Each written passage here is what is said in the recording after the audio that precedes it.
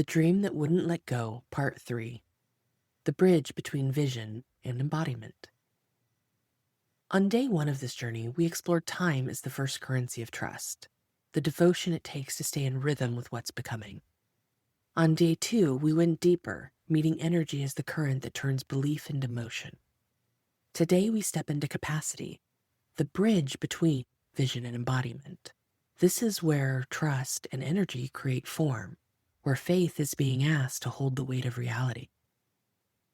There's a moment in every dream where faith meets the paperwork, where divine timing has to pass underwriting, where the nervous system meets the spreadsheet. This was that moment. The numbers didn't scare me, the uncertainty did. Each new request from our lender tested my bandwidth, my belief, and my body's ability to hold one more wave. Then came the gut punch.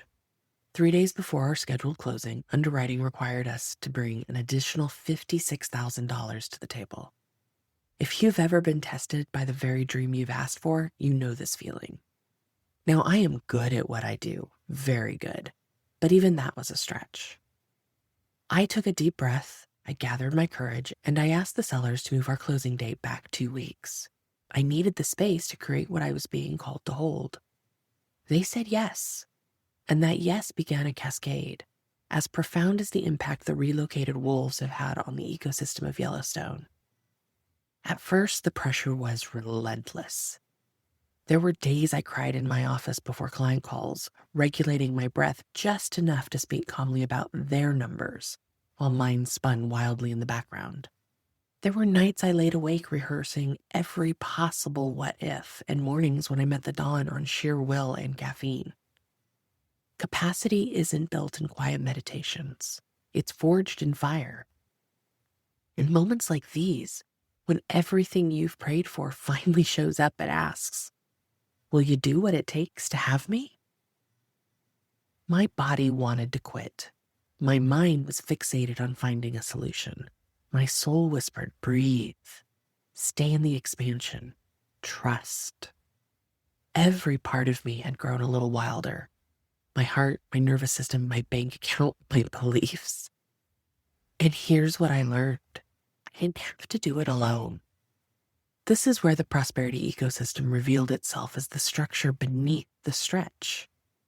My mentors held space for my tears and truth-telling. My team handled the details when I couldn't see straight. Friends reminded me of who I was when fear tried to edit my story. And Barry, steady as bedrock, met the chaos with humor and grit. That's capacity. It isn't about doing more. It's about being more resourced, more regulated, more surrendered. I didn't just grow my income through this journey.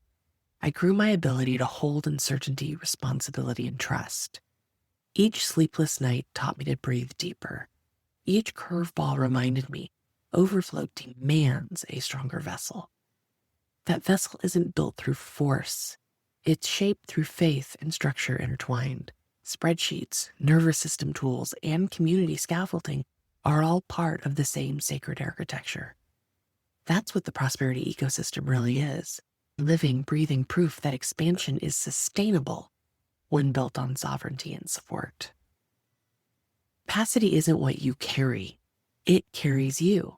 It's the bridge between the vision and the embodiment, the threshold where the dream stops being an idea and starts taking up space in your life. This is the midpoint of the journey, the moment before the money arrives, when everything you've cultivated is asked to hold you steady even when collapsing feels like the easier choice. Tomorrow, we'll trace the path from capacity to cash, and you'll see how every yes, every stretch, every surrender is part of one infinite Mobius strip of creation and return. Reflection prompt. Where are you being invited to increase your capacity rather than shrink your dream? Daily affirmation. I am the vessel and the tide, ever expanding, ever steady. Every breath widens my capacity for grace and gain. My nervous system hums in harmony with wealth. Support is my sanctuary and my strategy. I hold overflow with devotion and delight. Postscript. Profit is protest. especially when you refuse to shrink your dreams to fit someone else's comfort zone. Postscript.